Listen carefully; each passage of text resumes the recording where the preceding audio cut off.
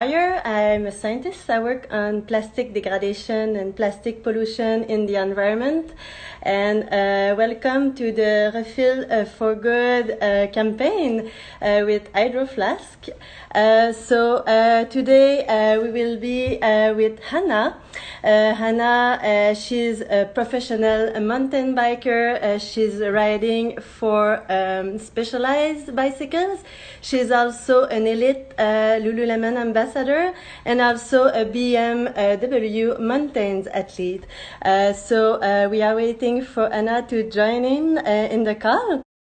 And maybe I can, while this time, give you a little bit of background about myself. I work on plastic pollution and degradation in the environment right now at Scripps Institution of Oceanography. I work on different types of polymers in the ocean and how they degrade. I'm looking at polyester. I'm also looking at different biopolymer-based material, and I'm looking at different types of plastic and how long they take to degrade in the environment. I've worked in the past also in Hawaii on plastic pollution, and I looked at how fast they will degrade and how they fragment in the environment. I'm still waiting for Anna to join the call. She's in Scotland. It's 1 a.m. I'm hoping she will join soon. Let me check if she's asking to join the call. There's more than one that tried to join the call. Hannah is with us, and Hannah, can you please introduce yourself quickly, and then we can jump into the topic of the day.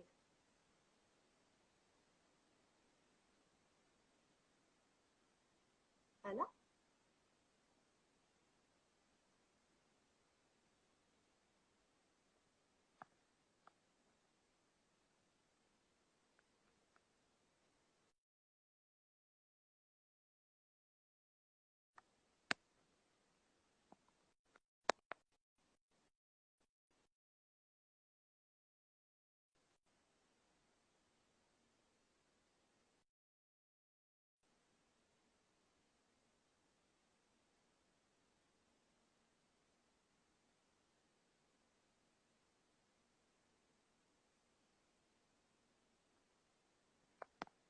Okay.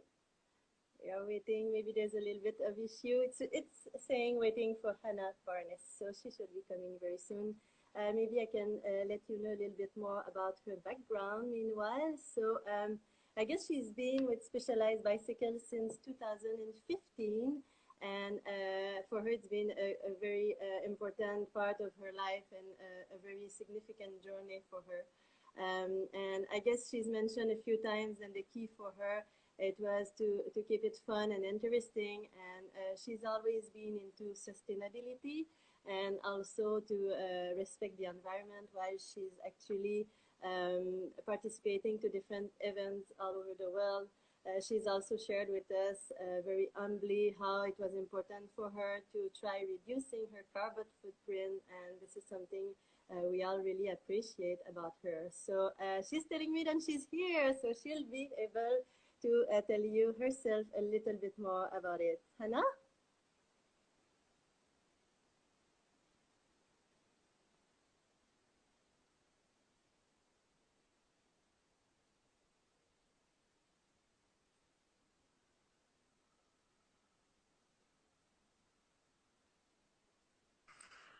Hi. Hey! Hi, Sarah. I'm so sorry. Hi. The connection in Scotland was difficult. How are you doing? Yes, we're here. Yeah, it's so good to see you. And I've been hearing your whole introduction, trying to connect with you, but I've heard it all. So yeah. The important is that you're here with us. We're here. Yes.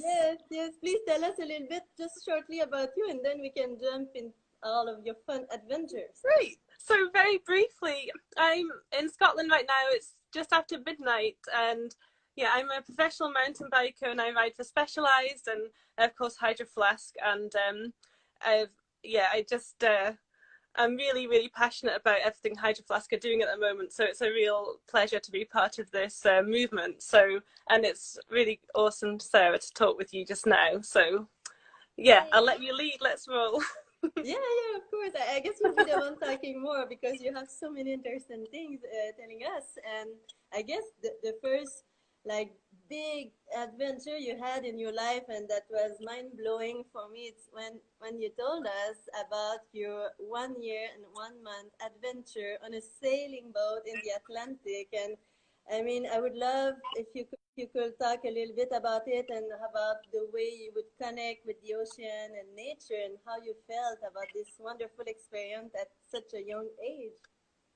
Yeah, it was when I was about 14, my family and I, my younger brother, my parents, we set off from Scotland and we sailed to the Caribbean and back to Scotland, and we took just over a year and took a whole year out of school, and we just lived a really simple, amazing like life. It was really nice just to fish and shop in local markets and just have a really simple life. It was yeah, so nice, and we just had a small little bag of clothes for the whole year, and we didn't really need much at all. You just realize actually the less we had, the more like rich our life was, because everything was just so it was just such a rewarding, lovely way to spend the year.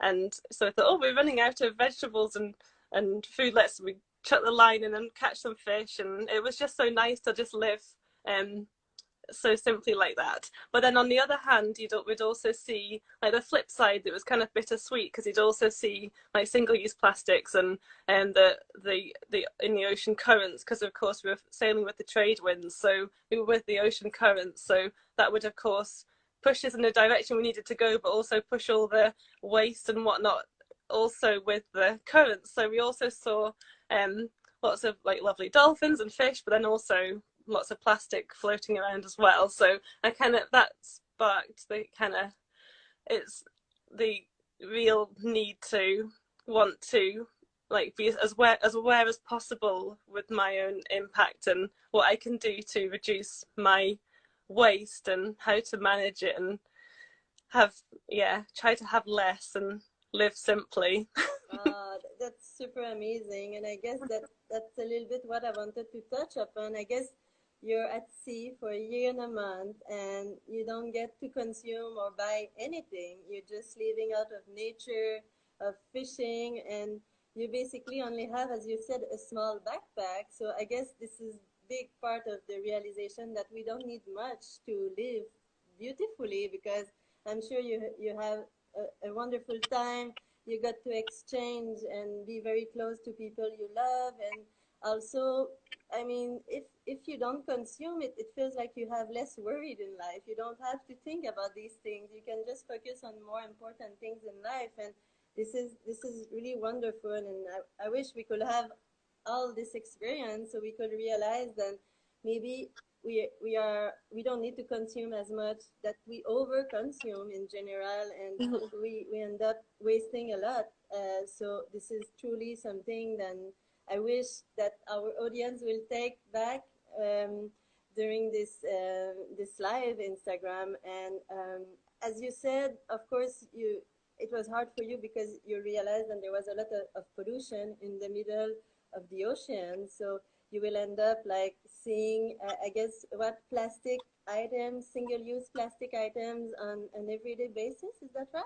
Yeah, definitely. And I suppose also that was like 15 years ago. So I imagine now it would probably be a lot worse.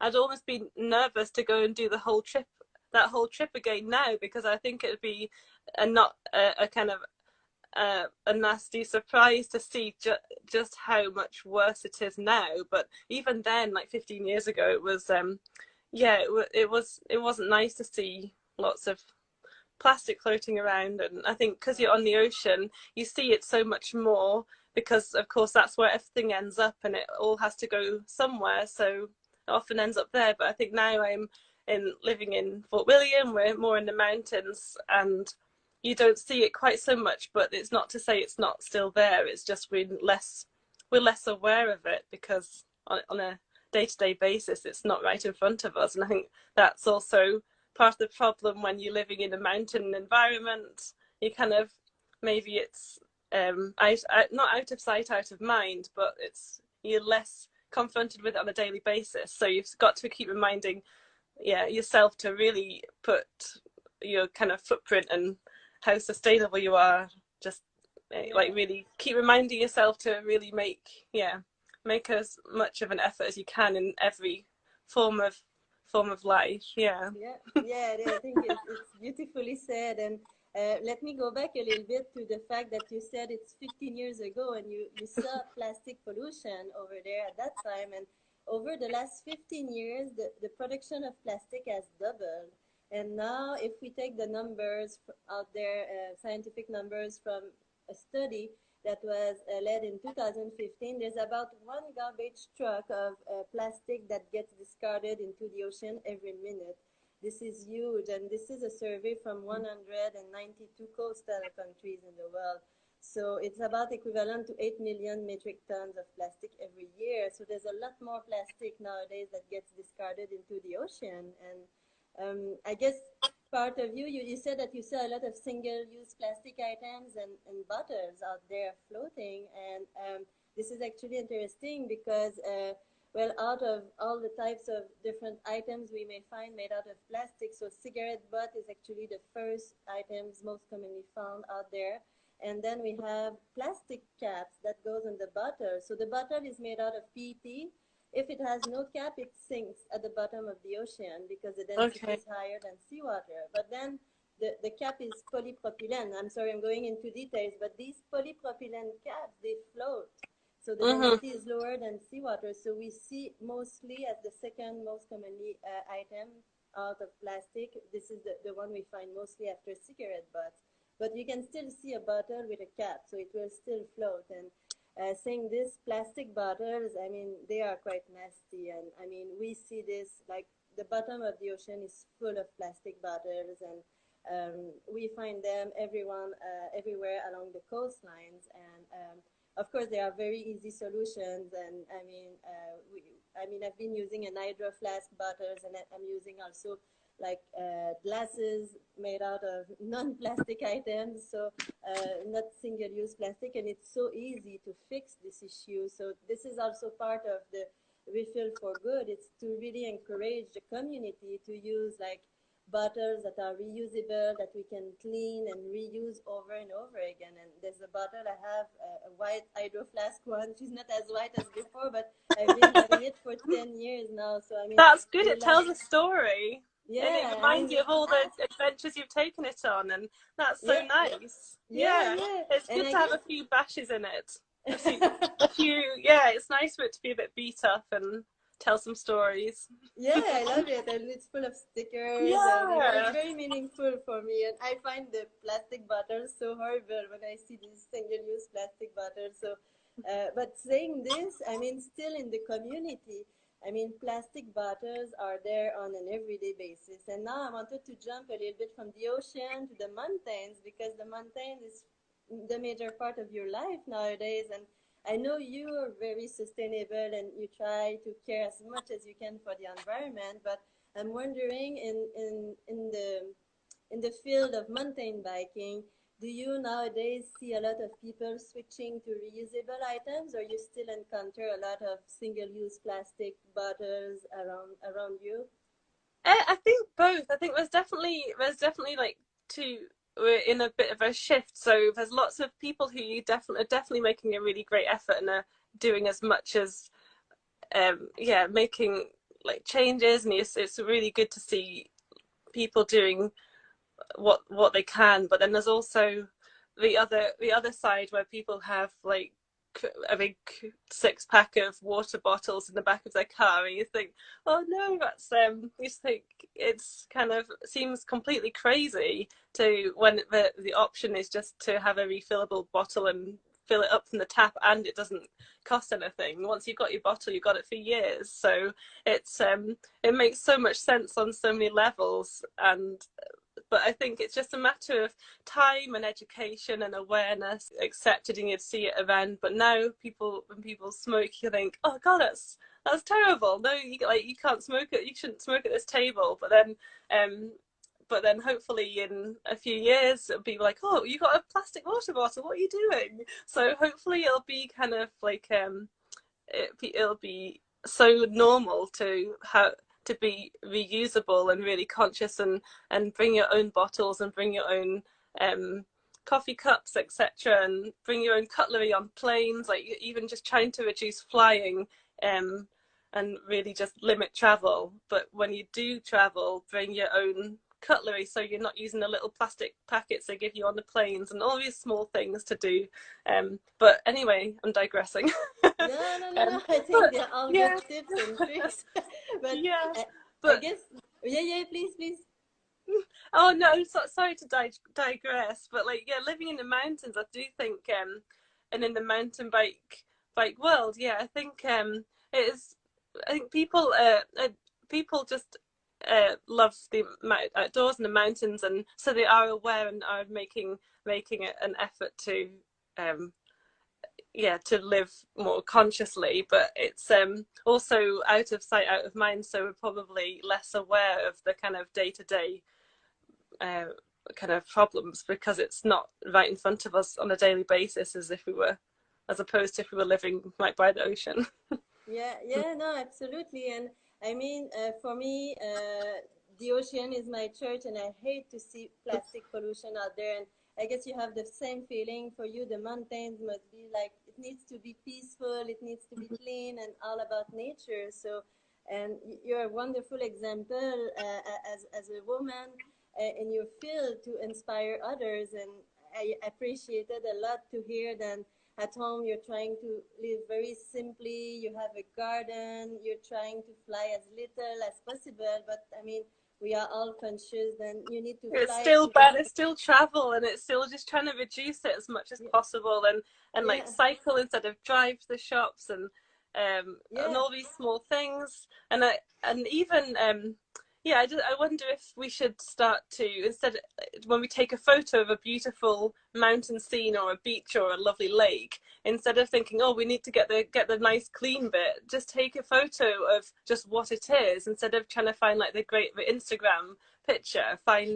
Just take the photo of, if there happens to be bottles behind, just leave it there, because it means it's awareness, and it keeps bringing awareness to that it is there. So I'm guilty of that as well. I think, oh, that looks beautiful, let's take a picture. I don't, yeah. yeah So absolutely but yeah maybe show the good, the like not so pretty side of things, because that is the reality as well. Absolutely. Yeah, I Mm-hmm. think you're completely right, and it's a good way of educating people around us that are not aware of the issue, and bringing awareness is so important nowadays. And that's why I'm so happy to have this discussion with you, because you're an inspiration for all of us. And I guess I would love for the audience to have maybe one trick or your favorite refill for good for the environment. So if you have one, please share it with us. Um, oh, I think there's so many. I wrote a little list, because it's hard I sometimes find it hard to think on my feet. So I thought, just generally create good habits, so that on like day-to-day life you're in the way of having good habits. So just remember to bring your takeaway cup, and if you forget your cup, just don't get a coffee. Think it's sometimes you just have to do without, and you have to be sometimes inconvenienced or not have something if you want it. Just don't have the coffee instead of taking the cup. It doesn't matter. Yeah. And grow veg, bake bread. Just try and be a little bit as self-sufficient as possible, because at the end of the day it's just about being self-sustaining, so we can have as little impact as possible. So if we can buy a packet of seeds and just grow a huge amount of veg from just one, like kale seed grows a huge amount of kale.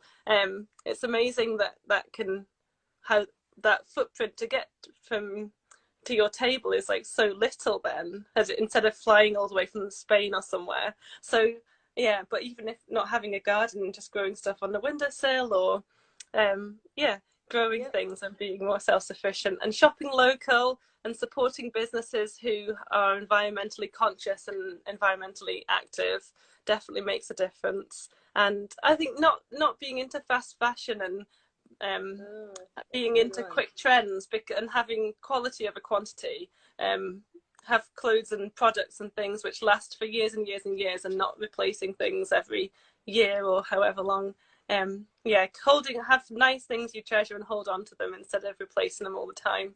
And reduce, reuse, recycle. So and refuse yeah. plastic, single-use yes plastic. And refuse,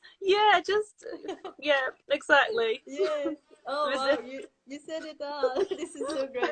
I think we could talk for hours, but yeah. And I think like amazing. reuse things, like reuse, like use a yogurt pot to start off a planting, and that's the kind of thing. Like we do have to use plastic, so if we have to use plastic, then reuse it. Like buy a pot of hummus or yogurt or something and use it to plant something or grow something, and then it's not wasted. It's not just thrown away. We still keep hold of it and use it for something else.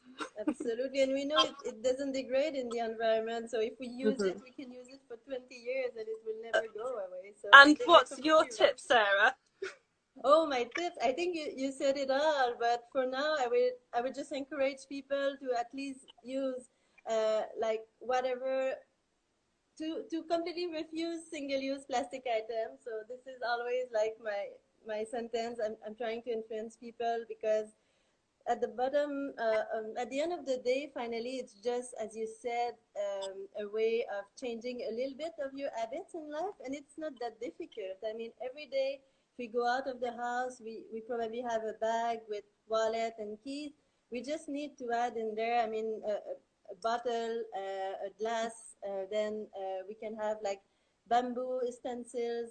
I always carry my Tupperware. I look very weird because people are looking at me in a way that if I want to take out food, I will not take out food if it's out of polystyrene or plastic. So I will always give my Tupperware. So I guess this is just a matter of changing your own habits, as you said. So I would love everyone to really try making an effort in your life to say no to single-use plastic, and if you don't have anything to replace it, then you don't have it. So as you said, maybe you don't need that much this coffee, and you will never forget your cup again if you don't have your morning coffee. So might as well think about it before leaving. No mug, no coffee. Yeah. So yeah, I guess that's just changing your own habits for the health of the planet. So that's my refill for good for this week. Great. Oh, that's Sarah, we've been talking for so long. We've run out of time. Yeah, I think now 20, but I had difficulties at the beginning, so maybe minutes. We can be forgiven. Yeah, well, it was a pleasure. Thank you so much, Sarah, for having me. Thank you. So that was Hannah. She's in Scotland, and good luck with the mountain biking. Keep on going. Thank you, Sarah. With the sustainable habits, and see you all next week for another episode. Yeah, I'm looking forward to watching next week, and I'll tune in and hear your next episode. Thank you. Yeah.